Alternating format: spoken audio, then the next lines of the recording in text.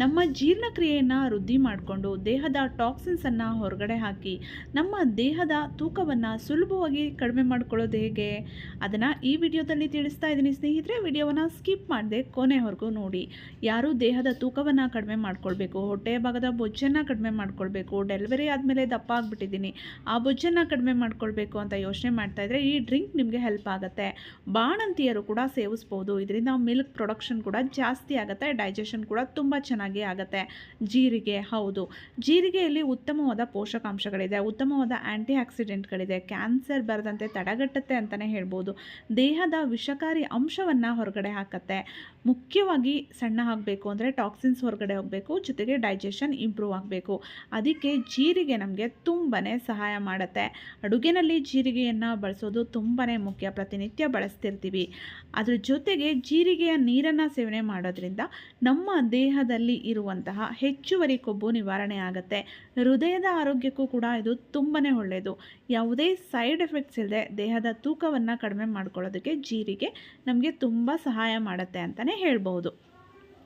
ತುಂಬ ಜನಕ್ಕೆ ಏನಾಗುತ್ತೆ, ಡೆಲಿವರಿ ಆದಮೇಲೆ ಹೊಟ್ಟೆ ಭಾಗದ ಬೊಜ್ಜಿರುತ್ತೆ, ಅಥವಾ ದಪ್ಪ ಆಗಿಬಿಟ್ಟಿದ್ದೀನಿ, ಸಣ್ಣ ಆಗಬೇಕು, ಮಗುಗೆ ಹಾಲು ಕುಡಿಸ್ತಾ ಇದ್ದೀನಿ, ಬೇರೆ ಏನೇ ರೆಮಿಡಿ ಟ್ರೈ ಮಾಡಿದ್ರೆ ಮಗುಗೆ ಎಫೆಕ್ಟ್ ಆಗ್ಬೋದು ಅಂತೆಲ್ಲ ಭಯ ಇರುತ್ತೆ ಅಲ್ವಾ. ಅವರು ಕೂಡ ಈ ಒಂದು ಡ್ರಿಂಕನ್ನು ಸೇವನೆ ಮಾಡ್ಬೋದು. ಹೇಗೆ ಇದನ್ನು ಪ್ರಿಪೇರ್ ಮಾಡೋದು? ನೀವು ರಾತ್ರಿ ಮಲಗೋದಕ್ಕಿಂತ ಮುಂಚೆ ಒಂದು ಚಿಕ್ಕ ಟೇಬಲ್ ಸ್ಪೂನಲ್ಲಿ 1 ಟೇಬಲ್ ಸ್ಪೂನಷ್ಟು ನೀವು ಜೀರಿಗೆಯನ್ನು 1 ಲೋಟ ನೀರಲ್ಲಿ ನೆನೆಸಿಡಿ. ತುಂಬ ಜಾಸ್ತಿ ಬೇಡ, ಒಂದು ಚಿಕ್ಕ ಟೇಬಲ್ ಸ್ಪೂನಲ್ಲಿ, ಒಂದು ಚಿಕ್ಕ ಸ್ಪೂನಲ್ಲಿ 1 ಸ್ಪೂನ್ ಆದರೆ ಸಾಕು. ನೋಡಿ, ಸ್ವಲ್ಪ ಪ್ರಮಾಣದಲ್ಲೇ ಸಾಕು. ಅತಿಯಾದರೆ ಅಮೃತ ಕೂಡ ವಿಷ ಆಗುತ್ತೆ ಅಂತ ಹೇಳ್ತಾರೆ. ಹಾಗಾಗಿ ಯಾವುದನ್ನು ಅತಿಯಾಗಿ ಮಾಡ್ಕೊಳ್ಳೋದಕ್ಕೆ ಹೋಗಬಾರ್ದು. ಸ್ವಲ್ಪ ಪ್ರಮಾಣದಲ್ಲೇ ನೀವು ಇದನ್ನು ಟ್ರೈ ಮಾಡಿ, ನಿಮ್ಮ ದೇಹಕ್ಕೆ ಅಡ್ಜಸ್ಟ್ ಆಯಿತು ಅಂದರೆ ನೀವು ಇದನ್ನು ಕಂಟಿನ್ಯೂ ಮಾಡಿಕೊಂಡು ಹೋಗ್ಬೋದು. ಅಥವಾ ನೀವು ಬೇರೆ ಯಾವುದೇ ಸಮಸ್ಯೆಗೆ ಮಾತ್ರೆಗಳನ್ನು ತೊಗೊಳ್ತಾ ಇದ್ದರೆ ಡಾಕ್ಟ್ರನ್ನ ಕನ್ಸಲ್ಟ್ ಮಾಡಿ ನೀವು ತೊಗೊಳ್ಬೋದಾ ಜೀರಿಗೆ ನೀರನ್ನು ಅಂತ ಕೇಳಿ ಬೇಕಿದ್ರೆ ನೀವು ಕಂಟಿನ್ಯೂ ಮಾಡ್ಬೋದು. 1-2 ದಿನ ಕುಡಿದು ಅಡ್ಜಸ್ಟ್ ಆಗಿಲ್ಲ ಅಂದರೂ ಕೂಡ ಬಿಡ್ಬೋದು. ಸಾಮಾನ್ಯವಾಗಿ ಜೀರಿಗೆ ಎಲ್ಲರ ದೇಹಕ್ಕೂ ಹೋಗುತ್ತೆ, ಏಕೆಂದರೆ ನಾವು ಚಿಕ್ಕದ್ರಿಂದ ಸೇವನೆ ಮಾಡ್ಕೊಂಡು ಬಂದಿರ್ತೀವಿ. ನೋಡಿ, 1 ಲೋಟ ನೀರಲ್ಲಿ ಹಾಕಿ ಇದನ್ನು ಇಡೀ ರಾತ್ರಿ ನಾವು ನೆನೆಸಿಡಬೇಕು. ರಾತ್ರಿ ಪೂರ್ತಿ ಇದನ್ನು ನಾವು ನೆನೆಸಿಡೋಣ. ಬೆಳಗ್ಗೆ ಎದ್ದು ಅದನ್ನು ಒಂದು ಪಾತ್ರೆಯಲ್ಲಿ ಹಾಕಿಬಿಟ್ಟು ಜಸ್ಟ್ ಒಂದು 3-5 ನಿಮಿಷ ಕುದಿಸ್ಕೊಂಡ್ರೆ ಸಾಕು. ತುಂಬ ಹೊತ್ತು ಕುದಿಸೋ ಅವಶ್ಯಕತೆ ಇಲ್ಲ. ರಾತ್ರಿ ಪೂರ್ತಿ ನೀರಲ್ಲಿ ನೆನೆಸಿರೋದ್ರಿಂದ ಆ ಪೋಷಕಾಂಶಗಳೆಲ್ಲ ನೀರಿನೊಂದು ಕಡೆ ಬಿಟ್ಕೊಂಡಿರುತ್ತೆ. ಜಸ್ಟ್ ಒಂದು 3-5 ನಿಮಿಷ ಕುದಿಸಿದ್ರೆ ಸಾಕು. ನಂತರ ಇದನ್ನು ಫಿಲ್ಟ್ರ್ ಮಾಡಿ ತೊಗೊಳ್ಳೋಣ. ಇದ್ರ ಜೊತೆಗೆ ನೀವು ಸ್ವಲ್ಪ ನಿಂಬೆಹಣ್ಣಿನ ರಸವನ್ನು ಹಾಕ್ಕೊಳ್ಳಿ. 1-2-3 ಡ್ರಾಪ್ ಅಷ್ಟು, ಅಥವಾ 1/4 ಟೇಬಲ್ ಸ್ಪೂನ್ ಹಾಕ್ಕೊಂಡ್ರೆ ಸಾಕು. ತುಂಬ ಬಿಸಿ ಇದ್ದಾಗಲೇ ನಿಂಬೆಹಣ್ಣಿನ ರಸವನ್ನು ಹಾಕ್ಕೊಳ್ಬೇಡಿ. ಸ್ವಲ್ಪ ಬಿಸಿ ಕಡಿಮೆ ಆದಮೇಲೆ ಹಾಕ್ಕೊಂಡು ಇದನ್ನು ಕುಡೀರಿ.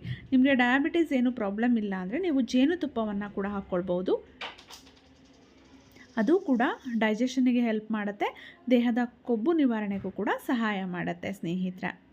ಬೆಳಗ್ಗೆ ಇದನ್ನು ಖಾಲಿ ಹೊಟ್ಟೆಯಲ್ಲೇ ಕುಡಿದ್ರೆ ನಿಮಗೆ ತುಂಬಾ ಪ್ರಯೋಜನ ಸಿಗುತ್ತೆ.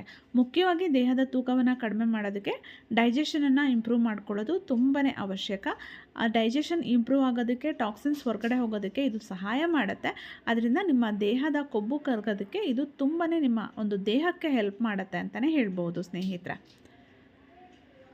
ಇದನ್ನು ನೀವು ಖಾಲಿ ಹೊಟ್ಟೆಯಲ್ಲಿ ಕುಡೀರಿ. ಒಂದು ಸ್ವಲ್ಪ ನಿಂಬೆಹಣ್ಣಿನ ರಸ ಮತ್ತು ಸ್ವಲ್ಪ ಜೇನುತುಪ್ಪವನ್ನು ಹಾಕ್ಕೊಂಡ್ರೆ ಇನ್ನೂ ಒಳ್ಳೆಯದು. ಡಯಾಬಿಟಿಕ್ ಇದೆ, ಜೇನುತುಪ್ಪ ಬೇಡ ಅನ್ನೋರು ಅವಾಯ್ಡ್ ಅದನ್ನು ಸ್ಕಿಪ್ ಮಾಡ್ಬೋದು. ನಿಂಬೆಹಣ್ಣಿನ ರಸವನ್ನು ಸ್ವಲ್ಪ ಹಾಕ್ಕೊಂಡು ನೀವು ಸೇವನೆ ಮಾಡ್ಬೋದು. ಇದನ್ನು ಟ್ರೈ ಮಾಡಿ. ವಾರ ಪೂರ್ತಿ ಕುಡಿಯೋ ಅವಶ್ಯಕತೆ ಇಲ್ಲ.